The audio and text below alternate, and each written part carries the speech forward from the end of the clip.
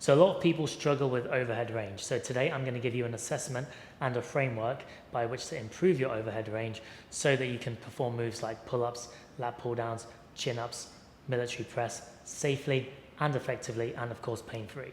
So the first thing I want to show you is the assessment. The assessment's pretty simple. What you're going to do is start with a stacked rib cage. So pelvis neutral, rib cage stacked. Then we're going to put our hands out in front of us, keeping the palms facing up. And a pass is you getting into around about 120 degrees without anything moving before coming back down. So if that's a pass, what's a fail? Showing you from the side, a fail would be if you're trying to borrow range from your spine and your hips to get into that range, or showing you from the front, if looking at your pinky finger, it immediately starts to rotate as you bring the arms up, because that means that you are lacking external rotation, i.e. your arms being pulled into internal rotation, which is what causes that. And so our interventions are going to address not just the overhead range component, but also your ability to keep external rotation. So the first thing that we're going to look at when it comes to improving your overhead range is your ability to extend and rotate the spine. This is going to influence the movement of the rib cage, which is in turn going to influence the movement of the shoulder. And so this is going to be a very important attribute that we need to train in order to help us get that overhead range. So the first move will be thread the needle. And what we're going to do is we're going to get into this position like so, hand directly under the shoulder, and then to bring in some rotation, we're going to feed the arm all the way through as far as you can. This arm can bend, and you want the opposite shoulder to almost touch the floor. Then in this position, I'm going to actually push the back of my hand into the floor so that I'm really just pushing everything against the ground. And then 4 breath cycles. So I'm going to breathe into the stomach and out. So you're going to do that 4 times on each side. And that's going to be a great way and the first intervention to help to extend and rotate the thoracic spine, which is going to have a positive impact on how the rib cage moves, which is going to have a positive impact on the movement on the shoulder. So let's get into our next move. Next up, we've got scapular strength and stability. This is going to depend on where your current limitations are, but I have made a video that shows pretty much every single component of scapular strength and stability that we need to train, and so I'm going to link that below so that you can refer to that one. So next up, we're going to look at the mobility of the external rotators. So what I'm going to do here is essentially a PNF stretch for the lats and partially the chest as well, because what we want to do is we want to inhibit the internal rotators, so that is your lats, your pecs, anterior deltoids, so that we can get into as much external rotation as possible before we strengthen that pattern. And so I'm going to use a band for this one.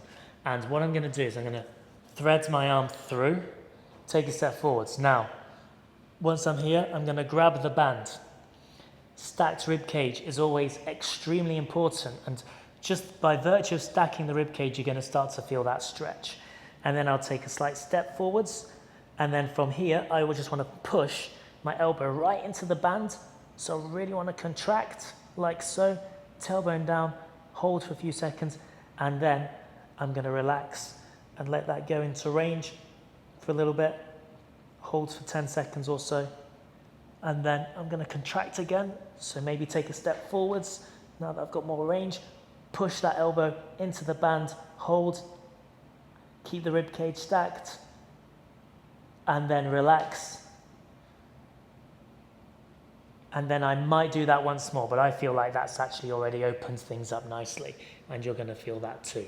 So do that on each side, pushing in for 10 seconds, relaxing for 10 seconds, then push in for another 10 seconds. And if you can do 3 times, that's fine. But if you feel like you find range before that, as I did, it's fine to stop.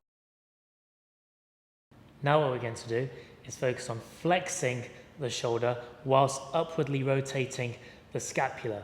And the reason why we're doing that is because we're going to be training a muscle called the serratus anterior, which originates from the ribs and inserts onto the medial border of the scapula. And so as we move into an overhead range, that muscle is really active. Also, because the serratus anterior is more active when we're pronated, this is why we're doing a landmine, and this is why we're pushing forward slightly too. So we're going to go through 3 phases of the movement very quickly. The first one, firstly, make sure it's opposite arm, opposite leg. Elbow starts kind of into the rib cage. We're going to bring this elbow to 90 degrees, i.e. parallel with the floor. So that's going to start to just bring in some of that upward rotation with a little bit more shoulder flexion, okay? Because that might be something that's not currently happening. Now, once you feel like you've got that, you're very proficient with that movement, we then progress this to 120 degrees. Now, we've already done the assessment. If you've not got 120 degrees of motion from your assessment, so it might be worth doing that again, make sure that you have. So 120 degrees, arm isn't really locked out. And here we're getting even more upward rotation, and obviously there's a lot more shoulder flexion here too. Now, once you feel proficient with that, after a few weeks or so, we're going to go into fully locked out. And there you can kind of lean forwards into it, because that's going to ensure that you've got that overhead range before you come back down.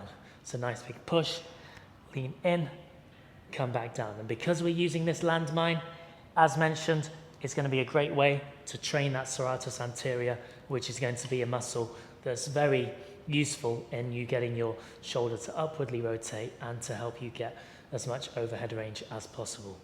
So that's the framework that we're using. Once you've done that, you've essentially completed your interventions, and so hopefully you've gone some way to improving your overhead range, which is going to help you perform all the movements that I talked about at the start of the video, your pull-ups, your overhead presses, etc. Hopefully you found that one useful, guys. Thanks for watching, and I'll see you in the next video.